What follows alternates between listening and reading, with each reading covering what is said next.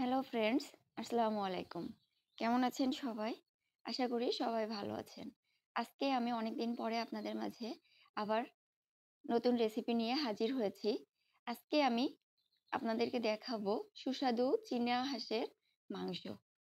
তো আমি এই চীনা হাঁসের মাংসটা খুব অল্প উপকরণ দিয়ে রান্না করেছি। কিভাবে রান্না করেছি চলুন আপনাদের সাথে শেয়ার করি। চীনা হাঁসের মাংসটা রান্না করার জন্য এখানে আমি কিছুটা পরিমাণে পেঁয়াজ নিয়েছি। চীনা হাঁসের মাংস নিয়েছি আধা কেজি থেকে একটু বেশি, আবার ১ কেজি থেকে একটু কম। এখানে আমি আদা রসুনের পেস্ট নিয়েছি, জিরা এবং ধনিয়া গুঁড়া নিয়েছি, লবণ, হলুদ এবং মরিচের গুঁড়া নিয়েছি, দারচিনি, এলাচ নিয়েছি এবং কয়েক টুকরা কাঁচামরিচ নিয়েছি। তো চুলায় আমি একটা প্যান বসিয়ে দিয়েছি। এখন প্যানটা আমার গরম হয়ে এসেছে। তো এই পর্যায়ে আমি প্যানে কিছুটা তেল দিয়েছি। এখন আমি তেলের ভিতরে দারচিনি, এলাচ এবং তেজপাতাটা হালকা করে কিছুক্ষণ ভেজে নিব। মসলাটাকে আমি খুব বেশি লাল করব না, সামান্য ভেজে নিব যেন ঘ্রাণটা সুন্দর থাকে। এখন আমি পেঁয়াজটা দিয়ে দিলাম। পেঁয়াজটাকেও আমি মসলার সাথে সামান্য করে ভেজে নিব। বেশি ভাজবো না, খুব ব্রাউন করব না, হালকা ভাজবো। তো এই যে পেঁয়াজটা আমি সামান্য ভেজে নিয়েছি। এখন আমি এর ভিতরে আদা এবং রসুনের পেস্টটা দিয়ে দিচ্ছি।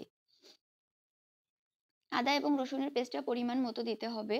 তো ওটা আমি সুন্দর করে পেঁয়াজের সাথে মিশিয়ে নিয়েছি। এখন হলুদ, লবণ এবং মরিচের গুঁড়াটাও একসাথে সুন্দর করে মিশিয়ে নিচ্ছি। এ পর্যায়ে আমি ধনিয়া এবং জিরার গুঁড়াটা অ্যাড করলাম।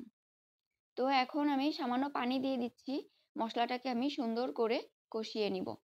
তো মসলাটাকে আমি সুন্দরভাবে এই যে সামান্য কষিয়ে নিচ্ছি। এখন আমি ঢাকনা দিয়ে ঢেকে মসলাটাকে কষাবো। ঢাকনা দিয়ে ঢেকলে তাহলে ফ্লেভারটা অনেক সুন্দর থাকে মসলাতে। তো এই যে আমার মসলাটা অনেকটাই কষানো হয়ে গেছে। দেখুন আমার মসলাটা সাইডে লেগে যাচ্ছে।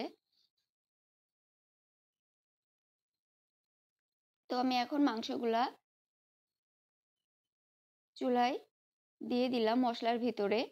তো এই মাংসটা আমি নাড়তে থাকবো। মাংসটা দিয়ে যতটুকু পানি বের হবে সেই পানিটা দিয়েই আমি মাংসটাকে সুন্দর করে কষিয়ে নিব। আমি এক্সট্রা আর এখানে পানি অ্যাড করব না। তো দেখুন আমার মাংসটায় পানি অনেকটাই বের হয়েছে। এই পানি দিয়েই আমি মাংসটাকে কষাবো এবং আমি একদম মিডিয়াম টু লো হিটে আমি ঢাকনা দিয়ে ঢেকে রাখবো মাংসটা কিছুক্ষণ কষানোর জন্য।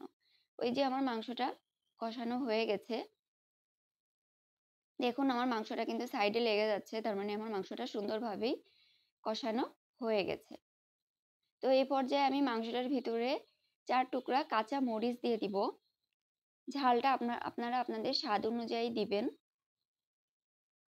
তো এখন আমি ঝোলের পানি দিয়ে দিব পরিমাণ মতো। এই যে এখানে আমি ঝোলের পানি দিয়ে দিয়েছি।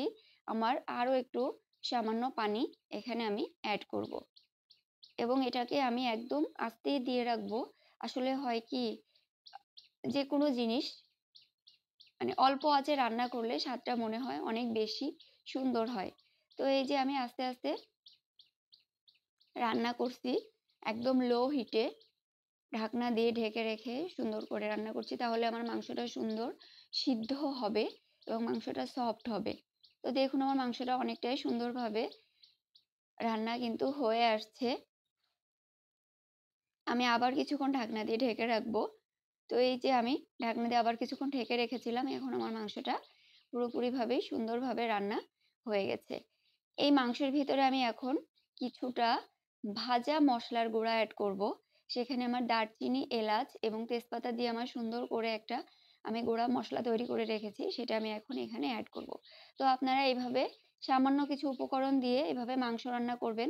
দেখবেন মাংসর স্বাদ এত সুন্দর আসবে যে আপনারা নিজেরাই প্রশংসা করবেন। তো আমার মাংসটা কিন্তু খুব সুন্দরভাবে